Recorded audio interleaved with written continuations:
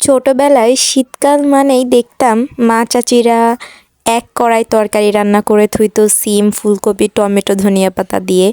কিন্তু আমার একসাথে ফুলকপি আর সিম কেন জানি ভালো লাগে না। আমার মনে হয় সিমটা আলাদা রান্না করলে বেশি ভালো লাগে। যাই হোক, আসসালামু আলাইকুম। সিম রান্না করার জন্য প্রথমে কড়াইয়ে আমি একটা পেঁয়াজ ভেজে নিয়েছি তেলের সাথে, তার ভিতরে বাটা মশলা অ্যাড করেছি। এখানে একটা পেঁয়াজ বাটা, একটা রসুন বাটা আর 5-6টা কাঁচামরিচ বাটা আর খানিকটা জিরা বাটা ছিল। দিলাম কিছুটা গুঁড়া মশলা, হলুদ গুঁড়া, মরিচ গুঁড়া আর লবণ। তারপরে এইটাকে ভালোভাবে মশলাটাকে কষিয়ে তার ভিতরেই সিম আর আলু কেটে রেখেছিলাম, এগুলা আগে থেকে কেটে রেখেছিলাম, কাটার ভিডিওটা করা হয়নি। এইগুলা আমি এখন এই মশলার ভিতরে অ্যাড করে দেব। অ্যাড করে দিয়ে আমি খানিকটা অল্প একটু পানি দেব এর ভিতরে, এটা কষানোর জন্য। কারণ সিমটা আমি কষানোর মাধ্যমেই কিছুটা আধা সিদ্ধ করে নেব, এই জন্য এই যে হালকা একটু পানি অ্যাড করে দিলাম।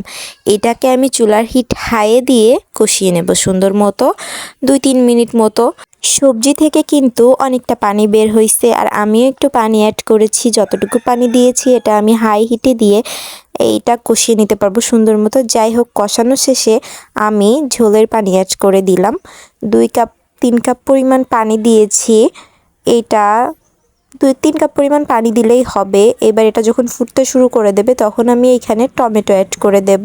অনেকে রান্নার শেষে টমেটো অ্যাড করে, কিন্তু আমার এই মাছ বরাবর টমেটো অ্যাড করে দিলে তরকারির সাথে কেন জানি টমেটোটা একেবারে মিক্স হয়ে যায়। এজন্যই আমি এই সময়টায় টমেটো ব্যবহার করি। এবার এইটাকে আমি প্রায় 15 মিনিট মতো রান্না করে নেব পুরোপুরি সিদ্ধ হওয়ার জন্য।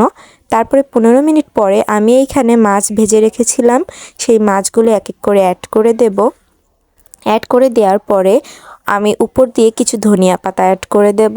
ওই কড়াইটা থেকে তরকারির ঝোল ছিটে ছিটে আসছিল, এই জন্য আমি কড়াইটা চেঞ্জ করে নিয়েছিলাম পরে। যাই হোক, আমার তরকারি হওয়ার শেষ অবস্থায় আমি কিছু ধনিয়া পাতা অ্যাড করে দিয়েছি। ধনিয়া পাতা অ্যাড করে দিলেই আমার তরকারি রান্না প্রায় শেষ। দেখুন, আসলেই শীতকালের সবজি কিন্তু অনেক মজাদার সবজি। এগুলো হলে আর কিছুই লাগে না, শীতকালে খেয়েও শান্তি, ঘুমায়ও শান্তি। যাই হোক, চলে যাচ্ছি। আসসালামু আলাইকুম, আল্লাহ হাফিজ।